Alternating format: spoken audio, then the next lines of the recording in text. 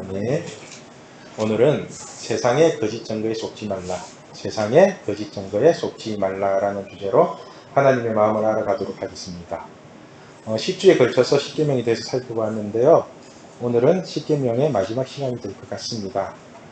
십계명은 우리가 하나님을 섬겨야 될 때에 가져야 할 마음과 사람을 대할 때에 조심해야 할 것들, 그리고 물질을 어떻게 다스려야 되는지를 가르쳐주는 명령입니다. 이 10가지 계명을 지키기 위해서 가장 중요한 것이 주의를 기억하여 거룩하게 지키는 것입니다.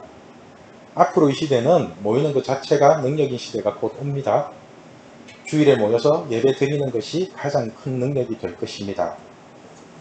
여러분, 어떻게 해서든 모이는 것에 힘쓰시길 바랍니다.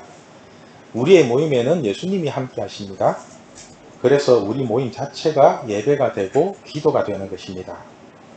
우리가 신을 섬길 때에는 오리지널 신, 진짜 배기 신을 섬겨야 합니다. 모든 명품에는 짝퉁이 있는 거 아시죠? 세상은 항상 그렇게 짝퉁을 만들어냅니다. 오직 하나님만이 창조주이신 진짜 신입니다. 그래서 하나님은 누군가에 의해서 만들어진 것이 아니라 스스로 존재하시는 분입니다.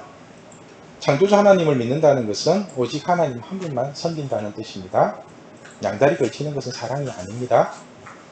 오직 하나님만 사랑하십시오. 하나님도 여러분을 한 사람 한 사람 눈높이에 맞게끔 사랑을 주십니다. 그래서 사랑의 성령님을 한 사람 한 사람에게 따로 부어주시는 겁니다. 그리고 사람을 대할 때에 가장 조심해야 할 것은 간음함으로 대하면 안 됩니다. 간음을 한마디로 설명하면 사람을 가지고 저울질하는 것입니다. 달면 삼키고 쓰면 뱉는 것처럼 나에게 이익이 되면 좋다고 만나고 나에게 조금이라도 손해가 되면 설설 피하는 게 간음입니다. 사람 간분다고 하죠. 그죠? 쉽게 말해서 사랑이라는 감정을 이용해서 철저하게 상대방을 가지고 노는 게 간음입니다. 제가 몇몇 친구들에게 이런 말을 했습니다. 너희들이 친구라는 이름으로 이렇게 만나는데 사람을 이용하지는 말라고. 사람이 힘들 때는 누군가를 이용해가지고 그 상황을 빠져나오고 싶을 때가 있다고. 그죠? 그래도 친구라면은 덤탱이 씌우듯이 사람을 이용하지 말고 차라리 도와달라고 부탁을 하는 게 예의라고. 그죠? 인간관계를 유지하는 비결이라고. 그냥 힘들면은 나 좀 도와주면 안 될까? 도와주면 좋겠는데 이렇게 부탁하면은 웬만하면 그 애를 해줄 수 있는 사람들이 많아요, 주변에. 그런데 사람들은 그걸 하지 않고 그냥 이 사람을 요렇게 살짝 해가지고 이렇게 엎어 넘어가면 안 될까? 이런 머리를 많이 쓰거든요. 근데 제가 이런 말을 했더니 이 말을 알아듣더라고요, 친구들이. 그래갖고 뭐 한 친구는 나 그런 적 많은데요, 그렇게 얘기하는 친구도 있고. 이것이 간음하지 말라거든요. 예수님을 간음함으로 따르고 사람을 간음함으로 따르면 어떻게 되는지 아세요? 주변에 아무도 없든지 아니면 똑같은 사람을 만나가지고 서로를 끊임없이 이용하려고 할 겁니다. 이렇게 살면 너무 피곤하지 않겠어요? 그죠? 자기 자신도 못 믿고 친구도 못 믿고 끊임없이 의심과 잔머리로 살아야 하잖아요. 저는 뭐 생각만 해도 끔찍해요. 그러므로 사람은 필요에 따라서 써먹는 물건이 아니라 예의를 갖추고 서로 존중해야 할 관계입니다. 그리고 물질을 대할 때는 도둑질로 대하면 안 됩니다. 도둑놈 신부라는 말이 있죠. 스스로 노력은 하지 않고 남의 것을 날로 먹으려고 하는 것이 도둑놈 신부입니다. 사실 공산주의가 도둑놈 신부입니다. 공산주의의 사전적 의미는 사유재산제 대신에 재산의 공유를 실현시킴으로써 계급 없는 평등 사회를 이룩하는 사상 및 운동이라고 되어 있습니다. 그래서 부자들의 것을 나눔으로써 다 같이 잘 살면 좋지 않겠느냐 하는 논리인데 순 거짓말이고 가난한 사람들의 심리를 이용한 철저한 도둑놈 신부의 논리입니다. 여러분 잘 들으세요. 공산주의는 1%의 지배계층이 99%를 지배하기 위해서 만든 권력층의 논리입니다. 그죠? 북한이나 중국을 보십시오. 다 같이 잘 사는지, 1%의 지배계층만 잘 먹고 잘 사는지. 공산주의처럼 국가가 일하기 싫어하는 사람을 먹여 살리겠다고 나눠주기 시작하면 전부가 도둑놈 신부로 살아갑니다. 뼈 빠지게 일해서 먹고 사는 것보다 조금만 머리 굴려서 국가가 나눠주는 지원금으로 먹고 사는 게 훨씬 편한데 누가 열심히 일하고 싶겠습니까? 나라의 구조를 이런 식으로 만들면 상대적 박탈감으로 일하기가 점점 더 싫어집니다. 그래서 어느 순간 폭동이 일어나거나 진짜로 힘들어지는 시간이 오게 됩니다. 지금 정권에 대해서 제가 뭐라고 말을 못하겠는데요. 참 불안합니다. 그죠? 검찰개혁 하는데 죄인이 무슨 개혁을 하겠습니까? 각자의 정권에 유리한 구조를 만들기 위해서 서로가 싸우는 겁니다. 아무튼 성경은 일하기 싫어하는 자는 먹지도 말게 하라고 명령합니다. 데살로니가 후서 3장 10절을 보면은 우리가 너희와 함께 있을 때에도 너희에게 명하기를 누구든지 일하기 싫어하거든 먹지도 말게 하라 하였더니, 자 보십시오. 일하기 싫어하는 자는 먹지 마라가 아닙니다. 일하기 싫어하는 자는 먹지도 말게 하랍니다. 그러니까 제가 일 더럽게 안 하면은 밥그릇 뺏어가는 거예요. 그래가지고 우리 사회에서는 일하기 싫어하면서 돈만 밝히고 먹는 것만 밝히는 사람 엄청나게 많습니다. 그러니까 성경은 일하기 싫어하는 자는 밥그릇도 빼앗고 밥도 주지 말라는 겁니다. 그런데 일하기 싫어하는 자를 그대로 두면은 어떤 일이 일어나느냐? 11절, 우리가 들은즉 너희 가운데 게으르게 행하여 도무지 일하지 아니하고 일만 만들기만 하는 자들이 있다 하니. 자, 지금 사회 현상과 좀 비슷하죠? 일은 더럽게 하기 싫으면서 입만 가지고 돈 벌겠다고 떠드는 사람들이 많습니다. 그래서 국가가 도와줘야 된다, 국가가 책임지라고 집회를 하면서 생떼를 부리는 사람도 있습니다. 자영업자나 다른 사람들은 코로나 때문에 다 굶어 죽어가고 있는 이 판국에 연봉 1억이 넘는 기아차 노조가 자기 임금 더 받겠다고 파업을 하고 있습니다. 이렇게 일하기 싫어하는 사람들의 요구를 들어주기 시작하면은 끊임없이 투쟁이나 집회만 하면서 세상을 어지럽게 만듭니다. 제가 만약에 교육전도사 노조를 만들어가지고 임금 협상을 하고 파업을 하고 그러면은 여러분들이 저를 목회자로 보겠어요? 그죠? 그런데 세상은 이런 짓을 아무렇지도 않게 하고 오히려 정당한 듯이 요구를 하고 있습니다. 성경은 이런 사람들에게 이렇게 말씀합니다. 자, 12절, 이런 자들에게 우리가 명하고 주 예수 그리스도 안에서 권하기를 조용히 일하여 자기 양식을 먹으라 하노라. 뭔 말인지 아시겠죠? 집회나 공갈 협박으로 도둑질 하지 말고 제발 입 좀 다물고 열심히 일해서 자기 양식을 먹으라는 겁니다. 옳은 일은 그냥 묵묵히 하다 보면 하나님이 채워주시는 자기 양식이 있습니다. 여러분들이 옳다고 생각하는 게 있으면 그냥 누가 뭐라고 하든지 상대 비교하지 마시고 묵묵히 하세요. 그러면 어느 순간에 하나님이 진짜 넘치도록 채워주는 때가 있어요. 그때를 기다리는 겁니다. 계속 하십시오. 옳은 일은. 여러분, 모든 만물의 주인은 하나님이십니다. 이 세상에서 내 것이라고 할 수 있는 것은 하나도 없습니다. 자, 여러분들 가지고 있는 것 중에 여러분께 있나요? 어제 우리 지나 핸드폰 새로 샀는데 누구 거예요? 네 거야? 다 엄마 아빠가 사준 거죠. 여러분들 가지고 있는 것 중에. 그죠? 그럼 그게 누구 걸까요? 여러분 거예요? 엄마 아빠 거예요? 헷갈리죠? 내 거 같은데 내 게 아니라는 의식이 있죠. 그렇게 살아야 됩니다. 우리는 돈도 하나님의 것이고 시간도 하나님의 것이고 생명도 하나님의 것입니다. 이 하나님이 우리의 아빠 아버지고 우리는 창조주 하나님의 자녀입니다. 그래서 하나님의 자녀는 도둑놈 심보로 사는 것이 아니라 하나님께 구하고 하나님이 주시는 은혜로 당당하게 살아가는 것입니다. 우리가 믿는 하나님은 전지전능하신 하나님입니다. 저번 시간에 전지전능이 무엇인지 설명했죠. 전지, 모든 것을 다 아시는 분. 그래서 여러분의 과거와 현재와 미래에 일어날 모든 아픔과 모든 문제를 다 아시는 분. 그죠? 전능, 모든 것이 다 가능하신 분. 그래서 여러분의 과거와 현재와 미래에 일어날 모든 문제를 다 해결해 주실 수 있는 분. 그죠? 그분이 전지전능하신 하나님이고 여러분은 그분의 자녀입니다. 이런 분이 나의 아빠 아버지인데 뭐가 그렇게 걱정이 많아요? 구하면 되죠. 하나님 이거 해주세요. 하나님 길을 열어주세요. 좀 뭐 해먹고 살까요? 그러면은 하나님이 처음 물었을 때는 안 가르쳐줘도 계속 물으면 가르쳐줘요. 제가 이 전지전능하신 하나님을 믿어지면서 성경이 다 풀려버렸어요. 이렇게 성경 말씀이 풀리면은 거짓 증거에 속지 않게 됩니다. 여러분, 진리를 정확히 알면은 진리 외에 모든 것이 거짓이죠. 그죠? 진짜를 알면은 그 진짜 외에는 전부 다 짝퉁이잖아요. 그래서 성경은 진리를 알면 알수록 그 진리가 여러분들을 자유롭게 한다고 말씀합니다. 요한복음 8장 32절 말씀입니다. 자, 진리를 알지니 진리가 너희를 자유롭게 하리라. 아멘. 하나님은 계속해서 말씀이 중요하고 진리가 중요하다고 말씀합니다. 그런데 세상은 온갖 거짓으로 가득 차 있습니다. 오늘 설교 제목이 세상에 거짓 증거에 속지 말라인데, 여러분, 사람들이 왜 거짓말을 할까요? 여러분은 언제 거짓말해요? 언제 거짓말해요? 거짓의 목적이 뭔 것 같아요? 거짓의 목적이 바로 탐심입니다. 오늘 본문 16절과 17절 말씀 우리 같이 읽겠습니다. 내 이웃에 대하여 거짓 증거하지 말라.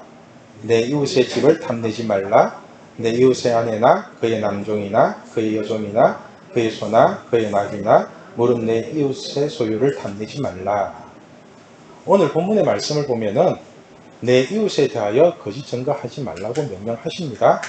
그리고는 계속해서 내 이웃의 집을 탐내지 말라, 내 이웃의 소유를 탐내지 말라라고 강조를 합니다.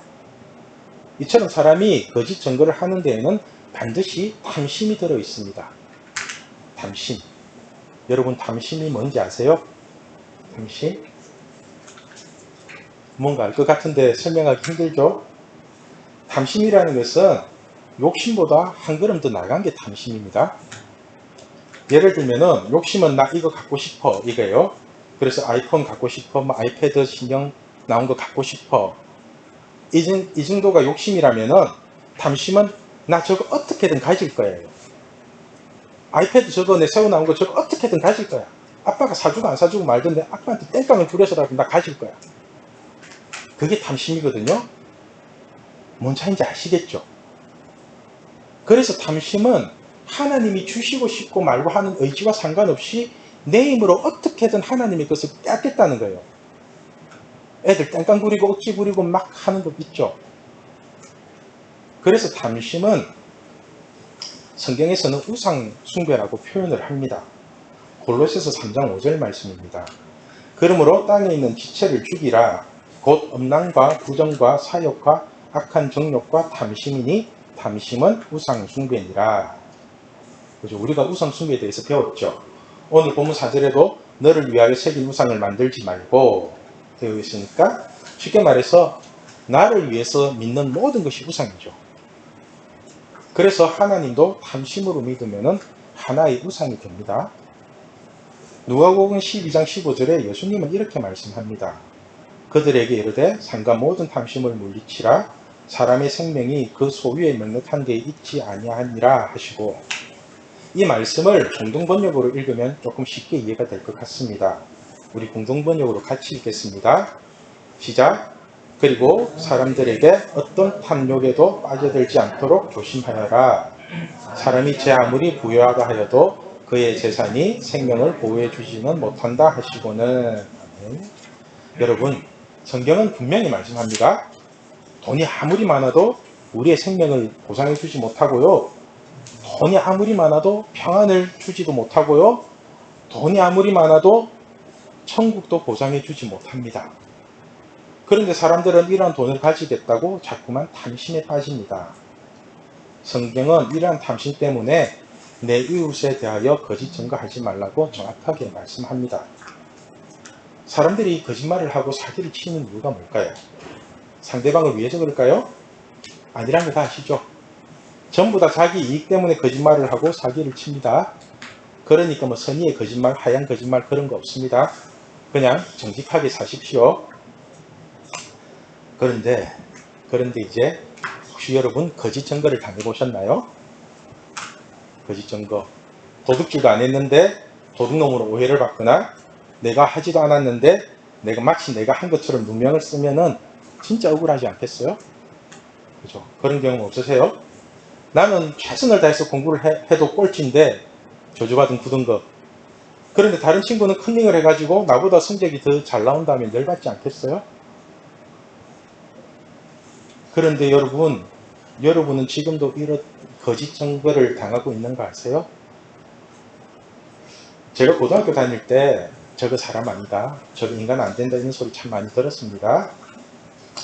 심지어는 담임 선생님이 저희 모친을 불러놓고는 저놈은 사회 나가서 밥벌이도 못할 놈이라는 얘기까지 들었습니다. 지금 생각해도 열받네요. 어떻게 그런 말을, 엄마를 불러놓고.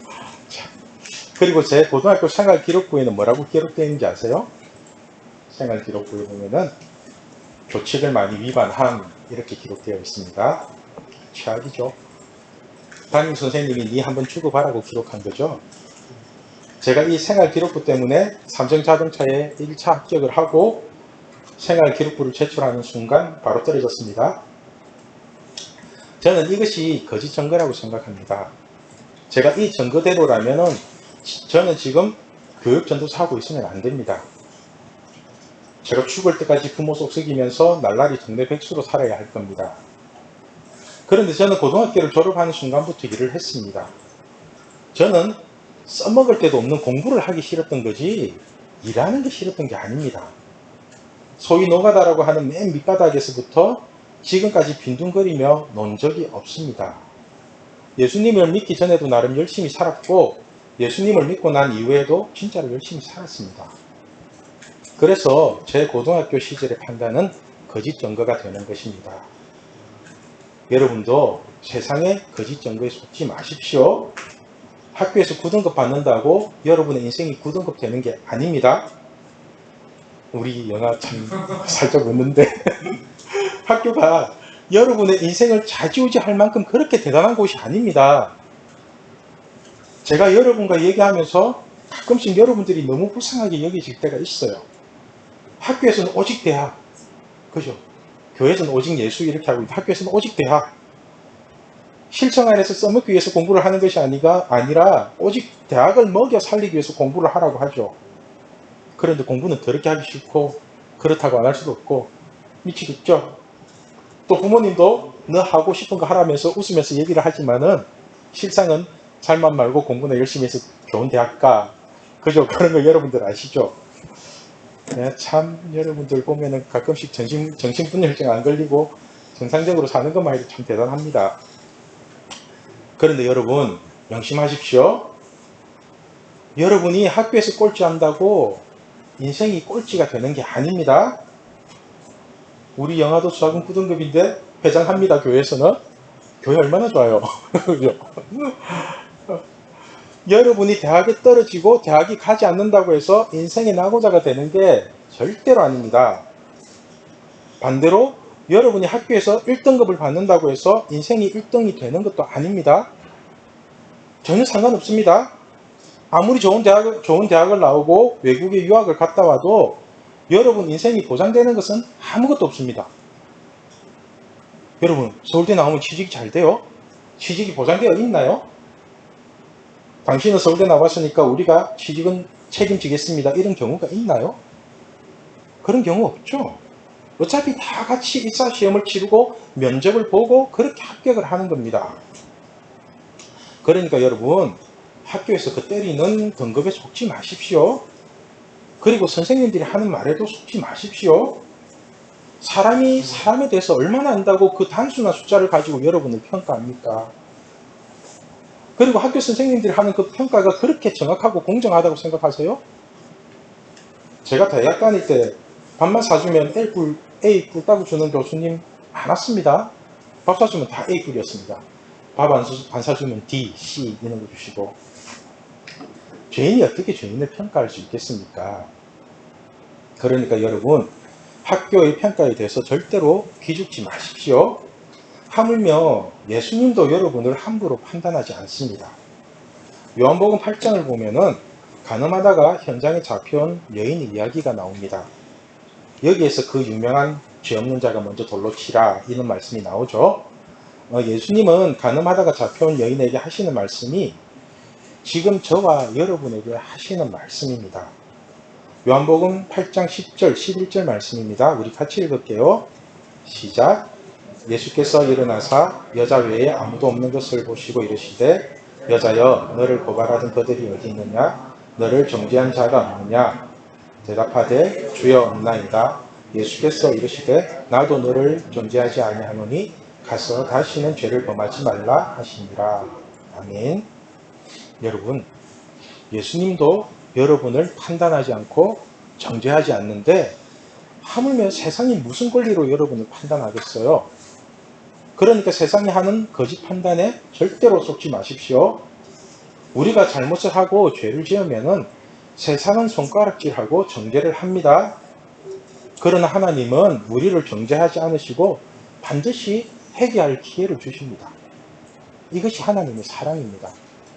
그러므로 세상이 말하는 거짓의 논리에 속지 마십시오. 세상은 여러분에게 끝없이 거짓 증거를 할 것입니다. 돈 많으면 장땡이다. 어떻게든 대학만 나오면 된다. 그런 게 해가지고 먹고 살기 힘들다. 이런 말에 속지 마시고 하나님이 주신 은사와 달란트로 여러분의 인생을 사십시오. 하나님은 여러분에게 끊임없이 말씀하십니다. 내가 너를 사랑하고 너 하나쯤은 내가 책임질 수 있어. 그러니까 세상의 판단에 학교의 등급에 속지 말고 아빠 말만 듣고 살아. 너에게 먹고 살 수 있는 달란트를 주었고 너에게 필요한 모든 은사를 주었고 무엇보다도 내가 세상 끝날까지 너와 함께하며 너를 지켜주겠다고 계속해서 하나님은 우리에게 말씀하고 계십니다. 제가 참 신기한 게 세상의 거짓 증거는 그렇게 잘 믿으면서 왜 하나님은 그렇게 말씀은 그렇게 안 믿으세요? 말씀이 안 믿어져요? 하나님 고칠 수 있어야 되는데 이걸 어떻게 고쳐요? 이렇게 얘기하는 거 보면은 참 신기하죠? 여러분, 이 하나님의 말씀을 믿으십시오. 하나님이 여러분의 인생을 책임지십니다. 세상은 여러분을 비아냥거리고 놀리고 계속해서 그렇게 만들 거예요. 이 사랑에 확신이 있으면은 세상에 대한 두려움이 사라집니다. 이 사랑의 확신이 사도 바울에게는 있었습니다. 그래서 사도 바울은 담대히 복음을 전할 수 있었던 것입니다. 그런데 저에게도 이 사랑의 확신이 있습니다.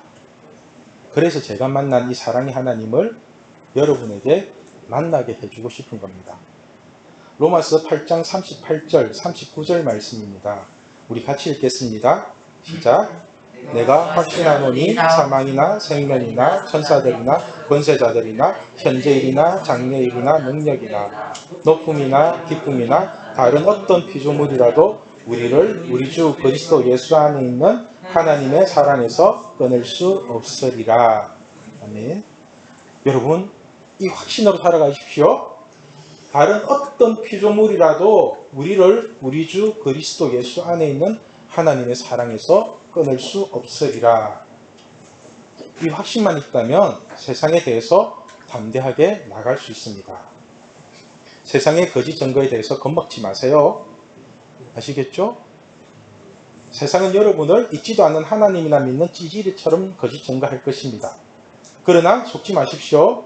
세상은 하나님이 없다고 아무리 우겨도 하나님은 스스로 존재하는 분이십니다.